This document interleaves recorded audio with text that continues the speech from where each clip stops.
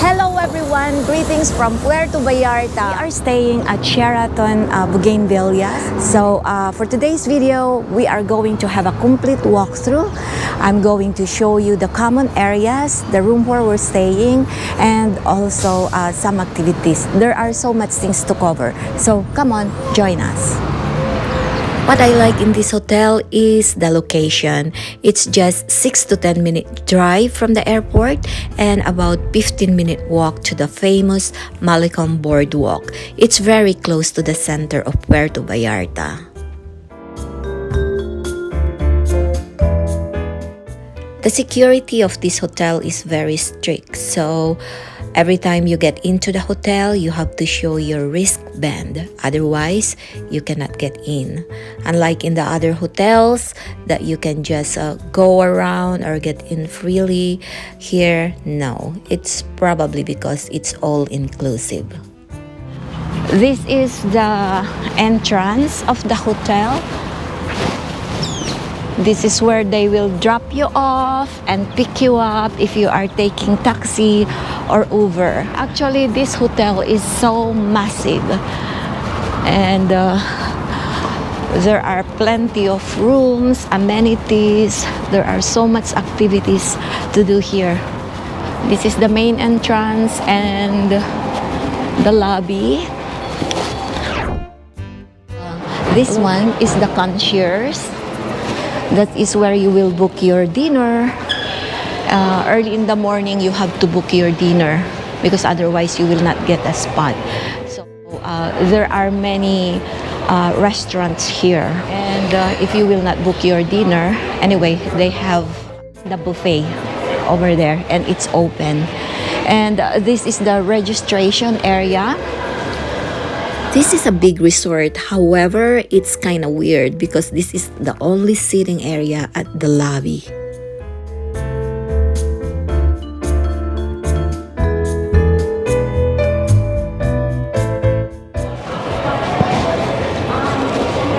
The bell service over there. This one is for the club. And here, the club people. And here is the star, and these are the elevators going up. So I'm going to tour you guys to our room. We are in room 1707. Okay. Yes, this is our room. To the left side is the closet. Let's open it. So this is where the security box is, and of course there are some wooden hangers and ironing board. Also there's an extra, oh, how come there's only one bathroom here? And on this side is the washroom and the toilet. That's a toilet bowl. It's very clean. There are some extra towels, and this is the shower with a shower head here. Soap, shampoo, and conditioner over there. There's a vanity here with some extra toiletries here. And a mirror, hair blower. This is very neat. And on the right side is a full-length mirror, a baggage rack here, flat screen TV, there's an ice bucket there, coffee maker, lots of outlets here. This is a nice working table, and here is the mini fridge or mini bar. Okay, there are some drinks that are stuck already.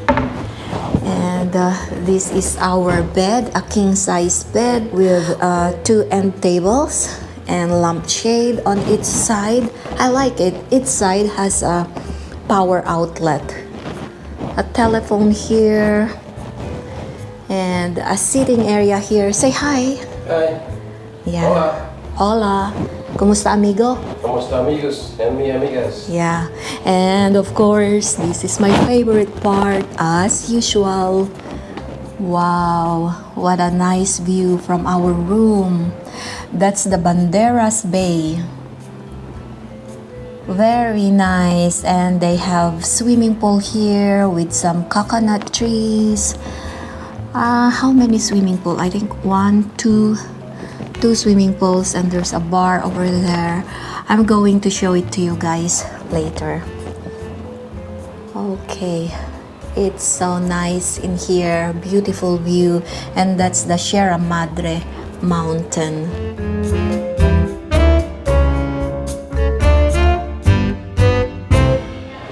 And this is where you will book your tours over here. This is the bar. We are really fascinated with the floor. Look, I don't know how they gather same sizes of stones and assemble it together. This is the swimming pool area. This resort is really massive. It has 2 swimming pools, convention centers, 473 rooms, 6 restaurants, 4 bars, and it's also equipped with a gym, a spa, and tennis court.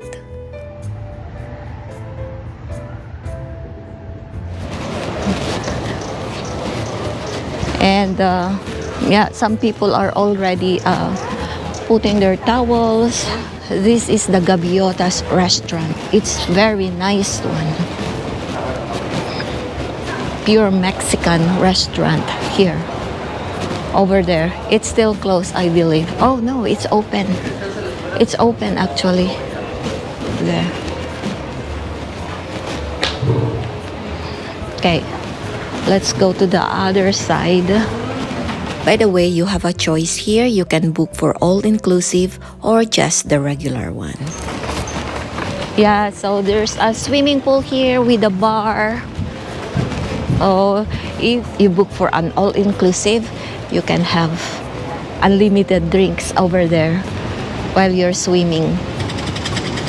Yeah. So, more lounges here. And on the other side is the beach.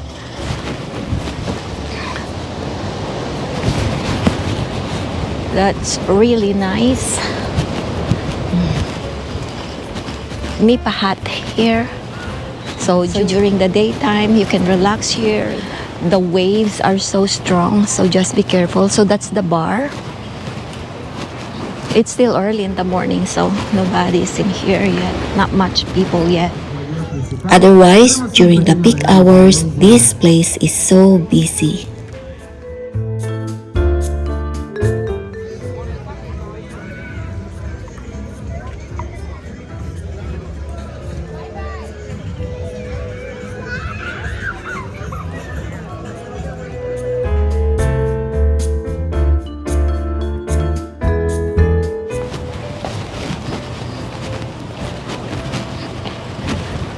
And yeah, this side of the pool is for the kids, and this is where they're doing the volleyball, pool volleyball, and some games also. And that one is the buffet area. And here another restaurant, but you need to book it if you want to dine on that restaurant. That is where they are, look on that side, that is where they are conducting the night shows.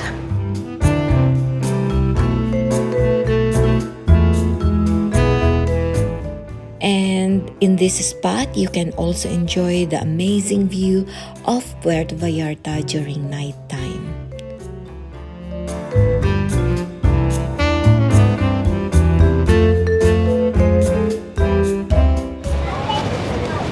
This is the buffet area.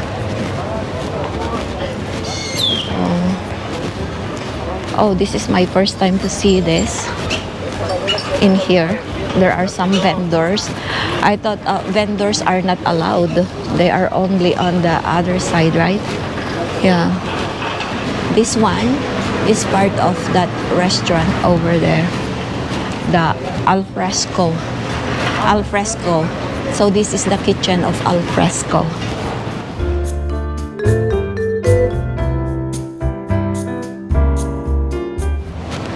It's nature. And we'll go to the other side in here. So we're going to the other building and then we're gonna go back where the gym and spa are. So another washroom here.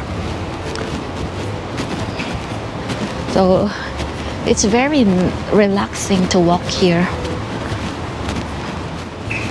Palm trees and coconut trees in here.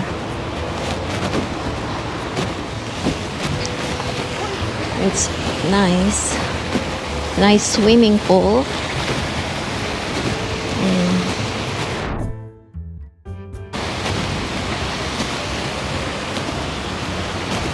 And oh, can we go to that area? Maybe at the center there's a nice bridge. Let me see. No clavalos. What does it mean? No diving, no clavados. No clavados, so that means no diving.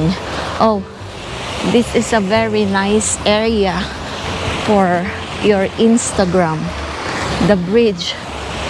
Look. Wow. Amazing. And let's go inside in here. Wow.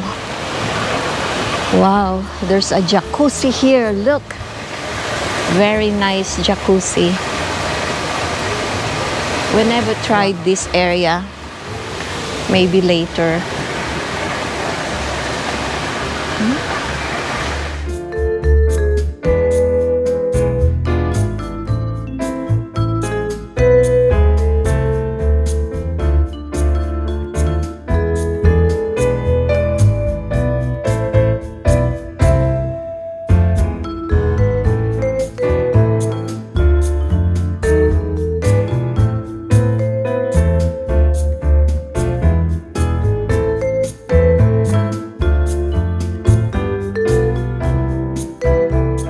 Let's go to this area. This area is for the vacation club owners or members. So it's really nice actually. If you are a member of the Marriott and the Sheraton Vacation Club, you can avail this area. They have nice amenities. Yeah. We are already member of another hotel club. It's the AM Resort Club. So we did not get a membership with this hotel.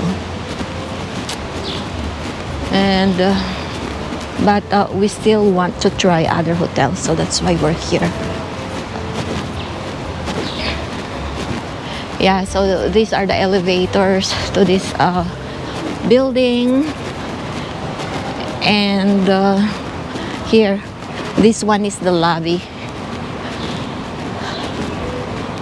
So the restaurants here are still closed.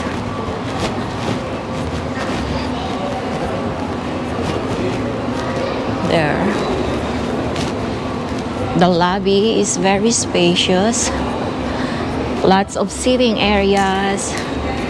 And there's a souvenir, or I mean, a store over there, a shop.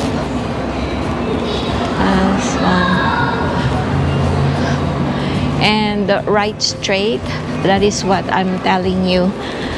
The Umay, this is the Umay restaurant. It's an Asian restaurant.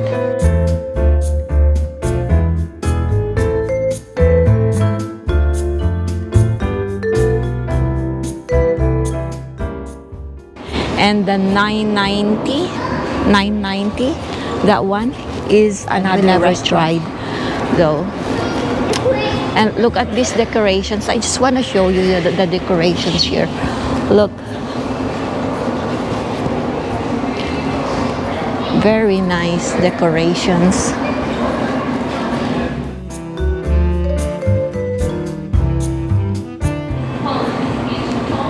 Lots of sitting areas, and that's where the Sheraton Buganvilias is. Okay, so let's go back to the hotel. Hola. So people here are very nice. They are very accommodating.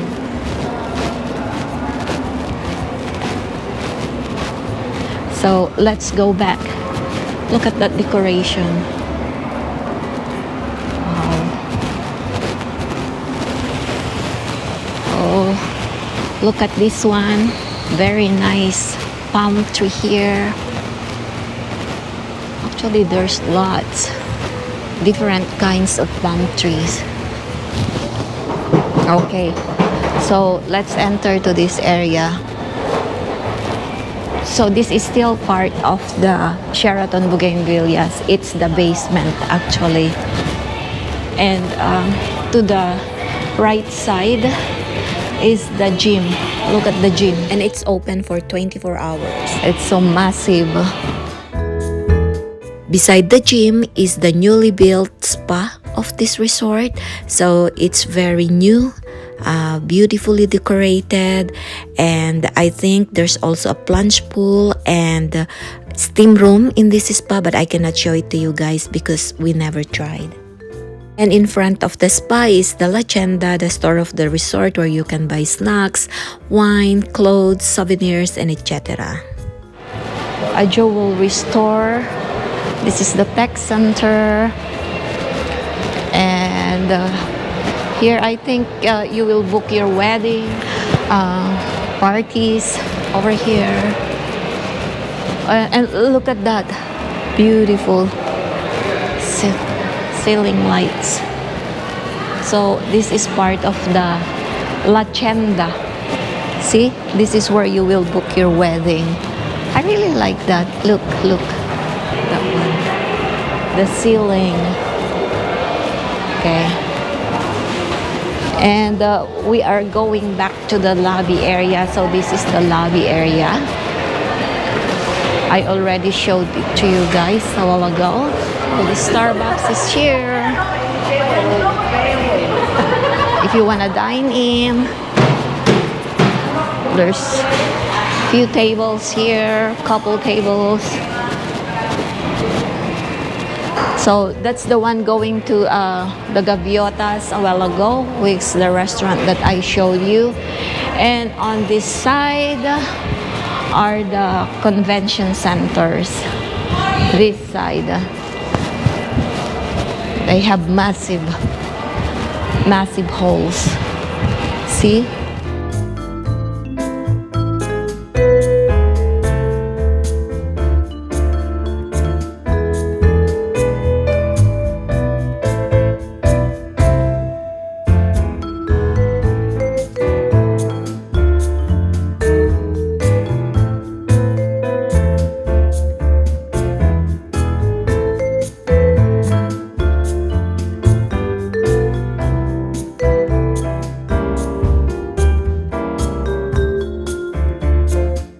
That's the end of our tour. Thank you very much for watching, and I hope this video helps you a little bit if you are planning to book here at Sheraton Buganvilias in Puerto Vallarta. And if you enjoyed this video, please don't forget to give a thumbs up, comment, and subscribe. And also by clicking that icon bell, you'll be notified for my future uploads like this. Once again, thank you very much, everyone. Muchas gracias. See you in my next video. Bye for now.